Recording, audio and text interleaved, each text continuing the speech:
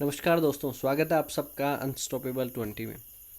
अगर आप तैयारी कर रहे हैं railway, SSC, bank, Rajasthan police, पटवार या ऐसा कोई भी एग्ज़ाम जहाँ पे रीजनिंग का वेटेज है वो आता है, तो ये वीडियो आपके लिए इम्पोर्टेंट रहने वाला है। क्योंकि हम कितनी भी जो है क्लासेस ले लें, चाहे वो ऑनलाइन हो या ऑफलाइन हो, ऑफलाइन का तो अभी कोई महत्व ही नहीं रह गया है।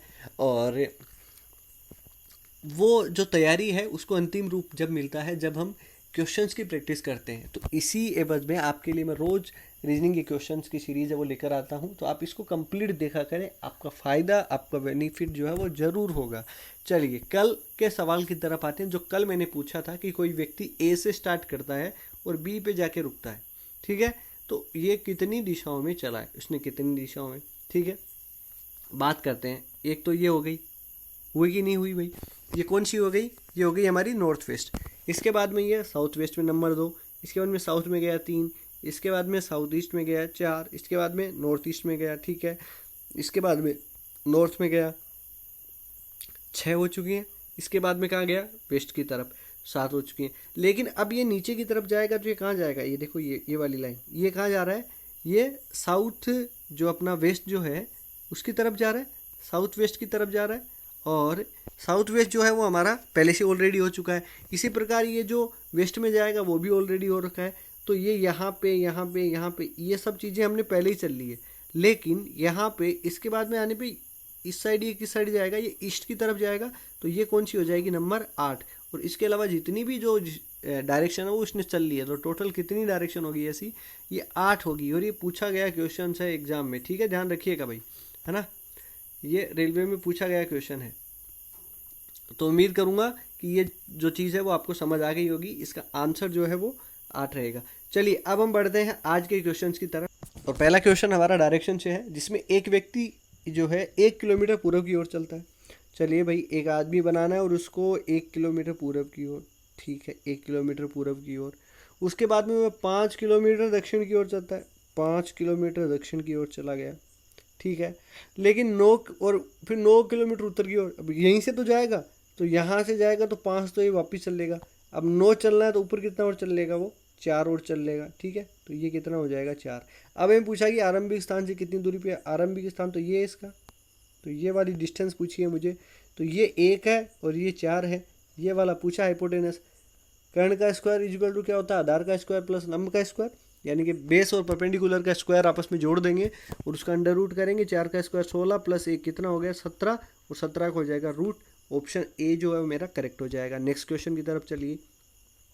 यदि q इजिकल टू 10, यहीं से जैसे ही उसने q इजिकल टू 10 बोला, 10 बोला, समझ आ जाना चाहिए क्वेश्चन। क्यों, क्योंकि q का मान तो 17 होता है भाई, 10 कैसे हो सकता है, या तो -7 किया गया हो, वो आपको देखना पड़ेगा। लेकिन Q का अपोजिट क्या होता है भाई, J होता है। और J कितने नंबर आता है, 10 नंबर आता है। फेक्स इक्वल टू इसने 50 लिख रखा है, तो फेक्स इक्वल टू 50 ऐसे लिखेगा वो। F का अपोजिट क्या होता है, U, U कितने नंबर आता है, 21 नंबर। A का अपोजिट कितना, Z। और X का अपोजिट कितना हो जाएगा, 26, 3, 29, 29 और 31 और 20 कितने हो गए, 50। मतलब अपोजिट का टोटल इसने किया है। चलो जेरोक्स का टोटल कर लेते हैं, वो भी अपोजिट का। तो x का अपोजिट क्या होता है, c कितने नंबर होता है, 3 नंबर। e का अपोजिट v कितना होता है, 22 नंबर। r का अपोजिट i कितना होता है, 9 नंबर। o का अपोजिट मेरा क्या होता है, l 12 नंबर। x का अपोजिट वापस 3 नंबर। 12, 3, 15, 9, 24 और 12, 46 और 3 कितने हो गए, 49, यानी कि 49 is the right answer. Option c जो है वो मेरा करेक्ट होगा। नेक्स्ट क्वेश्चन की तरफ आते हैं। स्टेटमेंट और आर्ग्यूमेंट का क्वेश्चन है भैया, है ना। और ऐसे क्वेश्चंस की जितनी आप ज़्यादा प्रैक्टिस करोगे ना, उतने अच्छे होते जाओगे। आपकी जो सोचने की शक्ति है वो बढ़ती जाएगी। मेरा स्टेटमेंट जो है वो कुछ इस प्रकार से है कि बहुत से युवा तनाव प्रेरित मधुमेह से ग्रसित है। इसमें क्या स्टेटमेंट दिया है, बहुत से युवा जो तनाव से जो प्रेरित होने वाला डायबिटीज़ है, मधुमेह, उससे ग्रसित है। चलो पहला है मेरा कि तनाव के कारण मधुमेह हो सकता है, ठीक है। तनाव के कारण क्या हो सकता है, मधुमेह हो सकता है। ये आपको बताना है कि ये जो आर्गुमेंट है वो सही है या गलत है। चलो भाई, तनाव से जब प्रेरित हुआ तभी तो मधुमेह से ग्रसित हुआ, तो मतलब तनाव के कारण मधुमेह हो सकता है, इसकी मतलब ये बात इसकी सही है। ठीक है, तो पहला तो मेरा क्या हो जाएगा, ठीक हो जाएगा। दूसरा क्या, जैसे मुझे ओनली नाम दिखा ना, केवल केवल तनाव ही मधुमेह का कारण है, वो क्या हो जाएगा, गलत। देखिए ये ओनली और मतलब जैसे केवल, एकमात्र, ऐसे वर्ड होते हैं, ये एक्सट्रीम लिमिट के वर्ड होते हैं। ये किसी भी आर्गूमेंट, किसी भी कंक्लूजन में जब जुड़ जाते हैं तो वो फॉलो नहीं करता। तो यहाँ पे केवल जो है वो पहला जो है वो फॉलो करता है। यहाँ पे ये गलती से लिखा गया है, ठीक है ना, इसमें ऑप्शन बी आप कर लीजिएगा, मतलब यहाँ पे एक होगा, केवल पहला फॉलो करता है। चलिए नेक्स्ट क्वेश्चन की तरफ आते हैं। निम्न आकृति में कितने त्रिभुज हैं, ठीक है, ये हमें बताना है। देखो पहले मैं किस पे विचार कर रहा हूँ, मैं इस बॉक्स जो है इस पे विचार कर रहा हूँ, ठीक है। अब अगर हम देखें इसमें तो ये एक है, ये कितना हो गया, दो। तो ऐसे कितने हैं अपने पास, एक तो ये बॉक्स है, एक ये है, एक ये है, एक ये है, दो दो के हिसाब से कितने हो गए, 8 हो गए, ठीक है। इसके बाद में हम बात करते हैं आगे। अगर हम आगे बात करें तो 8 के बाद में देखो, क्या ये एक 9 बनेगा, तो आप कहेंगे कि बनेगा 9। इसके बाद में क्या ये भी बनेगा, 10 बनेगा। इसके बाद में देखो क्या ये बनेगा, जी हाँ बनेगा 11। इसके बाद में क्या ये बनेगा एक 12, ठीक है बनेगा। इसके बाद में और देख लेते हैं, इसके बाद में कौन सा बन सकता है। इसके बाद में देखिए इस बड़े वाले को मिलाते हैं, 12 और एक कितने हो गए मेरे, 13, और एक इसके सामने वाला 13 और एक कितने हो गए, 14, ठीक है। अब इसके अलावा जो देखो एक ये वाला 15 और एक इसके सामने वाला जो है ये कितना हो गया, 16। और जब ये एक ऐसा डायग्राम बनता है तो इसमें क्या करते हैं, एक दो जितने भी लाइनें होती हैं उतनी अपन 1 2 3 4 नंबर लिखे जाते हैं, आपस में जोड़ देते हैं। और यहाँ पे क्या करना है हमें, 16 तो नीचे बन गए, नीचे वाले बॉक्स में 1 और 2, ठीक है, 2 और 1 कितने हो गए, 3, 16 और 3 कितने हो गए, 19। क्या अब इन दोनों को मिला के, ऊपर वाले और नीचे वाले बॉक्स को मिला के क्या कुछ अलग बन रहा है क्या, 19 तो मेरे आ चुके हैं अभी तक, ठीक है। इसके बाद में देखिए एक ये बनेगा 20 और एक इसके सामने वाला कितना, 21। ऑप्शन डी मेरा करेक्ट होगा। चलिए नेक्स्ट क्वेश्चन पे आते हैं। किसी वर्ष में 5 मार्च को जो दिन आता है वह वही वाला दिन उसी वर्ष किस तारीख को आएगा। अच्छा, इसको करने का सबसे अच्छा तरीका, या तो आप क्या है कि लीप वर्ष के अलग महीने याद रख लो जिसमें आपका पेयर बनेगा कि मार्च और नवंबर समान होते हैं और ऐसा याद रख लो, या क्या होता है कि इसकी एक ट्रिक होती है ना, जब भी हम एक किसी स्पेसिफिक डेट को वार निकालते हैं तो उसके लिए क्या होता है, उसके लिए कुछ मंथ के कोड होते हैं, 144, 025, 036, 146, मतलब जनवरी फरवरी मार्च अप्रैल मई जून, ये 12 महीनों के हर महीने का एक एक कोड है। अब 5 मार्च का कोड कितना है, जनवरी फरवरी, और ये कितना हो गया मार्च, मार्च का कोड कितना है 4। अब इसके बाद में 4 कहाँ पे दिखाई दे रहा है, यहाँ पे 11वें नंबर पे, 11वें नंबर का महीना कौन सा होता है, नवंबर।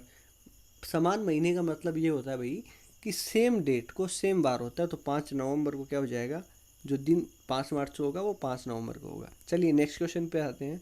आदिल ने कहा, आदिल ने किसी औरत की तरफ इशारा किया है कि वह औरत कोई लेडी है, मेरे भतीजे।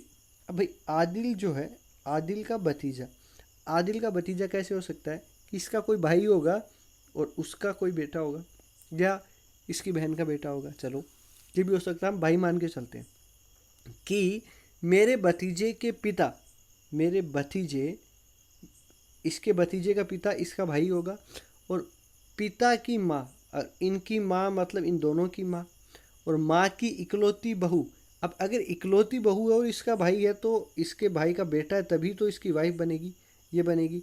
और आदिल का केवल एक ही भाई है, ठीक है, तो ये आदिल का भाई होगा, ये उसकी वाइफ होगी, उनका एक बेटा हो गया जो इसका भतीजा लगेगा, और ये उनकी माँ हो गई। तो वह औरत जो है वो उससे किस प्रकार संबंधित है, तो अपने भाई की वाइफ उसकी क्या लगेगी, भाभी। ऑप्शन बी जो ए जो है दोस्तों यहाँ पे करेक्ट रहेगा।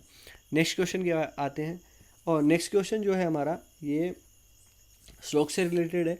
और पहला हमें स्टेटमेंट दे रखा है कि सभी इंजीनियर, ठीक है मैं ई लिख रहा हूँ, सभी इंजीनियर जो हैं दोस्तों वो क्या है, ग्रामीण, और ग्रामीण को मैंने क्या लिख दिया है, वी लिख दिया है।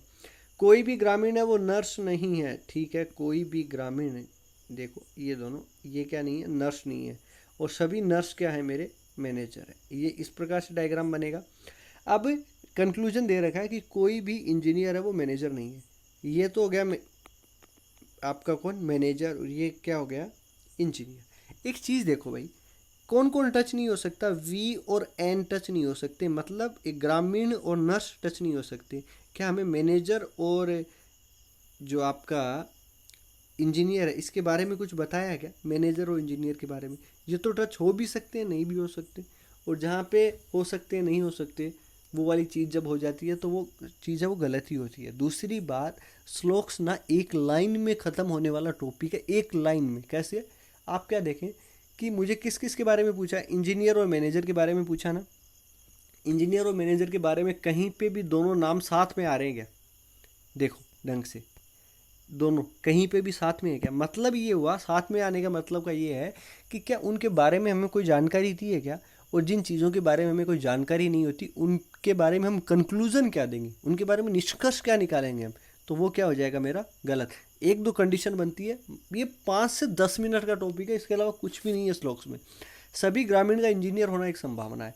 अच्छा, ग्रामीण क्या है, सभी ग्रामीण, ये विलेजर्स का इंजीनियर क्या होना संभावना है। ये मैंने पहले भी क्वेश्चन करवाया ऐसा, if all A are B then all B are A is a possibility, मतलब जब दोनों एक ही के ऊपर जो दोनों सर्कल है वो आ जाएं तो वो सही चीज़ हो जाती है, तो दूसरा जो है वो मेरा करेक्ट होगा। ठीक है, और एक लाइन याद रखें आप, मैं आपको एक ट्रिक बता रहा हूँ, जो दो एलिमेंट के बारे में हमें जानकारी नहीं दे रखी, श्योर कंडीशन में वो गलत होगा, और पॉसिबिलिटी की कंडीशन में वो हमेशा सही होगा, बात खत्म। इतना श्लोक से एक दो कंडीशन अलग बनती है, वो हमें पढ़नी होती हैं बस। चलिए नेक्स्ट क्वेश्चन की तरफ आते हैं। सीरीज का क्वेश्चन है, देखिए पहले अगर हम देखें तो ये कोई ज़्यादा बड़ा जो है गैप है वो नहीं मिल रहा स्टार्टिंग में, कब आस पास के नंबर है, डिफरेंस देख लो तो 19 और 26 में डिफरेंस कितने का, 7 का। इसके बाद में अगर डिफरेंस की बात करें 26 और 54 में, तो कितने का डिफरेंस है वो 28 का। इसके बाद में डिफरेंस है वो कितने का है आपका 117, ये हो गया 63।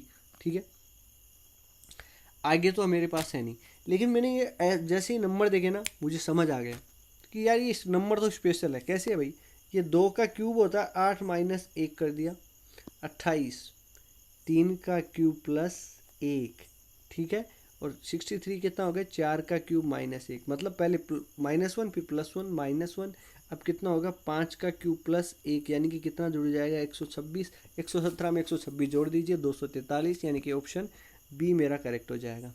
चलिए नेक्स्ट क्वेश्चन की तरफ आते हैं। एक कक्षा में कुछ विद्यार्थी हैं, ठीक है, कुछ विद्यार्थी हैं। महेश बाएं से 19वें स्थान पे है, बाएं से महेश जो है 19वें स्थान पे है, और मोहन जो है वो दाएं से कितना नंबर है 16, ठीक है, और उनके बीच में कितने लोग बैठे हुए हैं, 12 लोग बैठे हुए हैं। हमें पूछा है कि कक्षा में कुल कितने विद्यार्थी हैं, तो मैं इसका जो आंसर है वो नहीं निकाल सकता, इसका ऑप्शन डी करेक्ट है।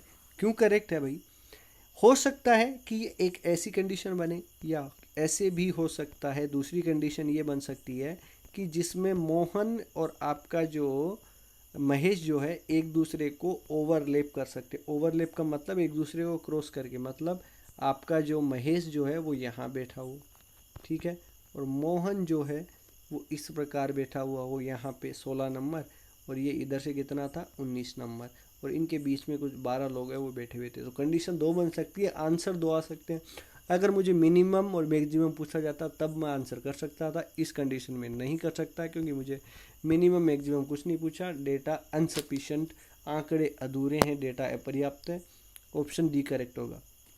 और आज का लास्ट क्वेश्चन, 7 से 8 बजे के बीच घड़ी की दोनों सुइयां कब एक दूसरे से सीधी रेखा में होगी लेकिन साथ में नहीं, मतलब 180 डिग्री का एंगल कब बनाएगी?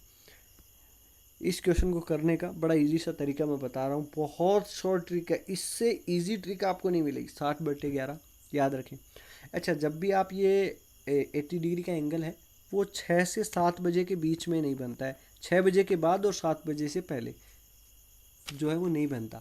तो हम इस 180 डिग्री की कंडीशन में जो आपका बेस लेते हैं ना वो 6 लेते हैं, इतना ध्यान रखो। 60/11 इंटू ये बेस कितना है मेरा 6 बजे, और 7 से 8 बजे के बीच में पूछा ना तो 6 से हम 7 बजे तक जाएंगे, पहले वाले टाइम तक चलना होता है। कितने घंटे लगेंगे, एक, उतने से इंटू कर देना। 60/11 का मतलब कितना हो गया 5 सही 5/11, मतलब 7 बजने के बाद में 5 बजकर 5 मिनट और 5/11 ये जो आपका मिनट है उस पर जो आपका ये एक दूसरे से 180 डिग्री का कोण बनाएगी। ऑप्शन ए मेरा करेक्ट हो जाएगा। और आज का सवाल बड़ा अच्छा सवाल है। इसमें इसको अगर आप करेंगे थोड़ी मेहनत ज़रूर लगेगी भाई, है ना, इतना इजी जो है वो नहीं होगा। तो इसको सोल्व करने की कोशिश करना। उम्मीद करूँगा वीडियो आपको जो है वो अच्छा भी लगेगा, प्लस आपके लिए बेनिफिशियल बहुत ज़्यादा होगा। ठीक है, तो मिलते हैं नेक्स्ट वीडियो में। तब तक अपना ख्याल रखें, इस वीडियो को शेयर करते रहा करें। जय हिंद, जय भारत।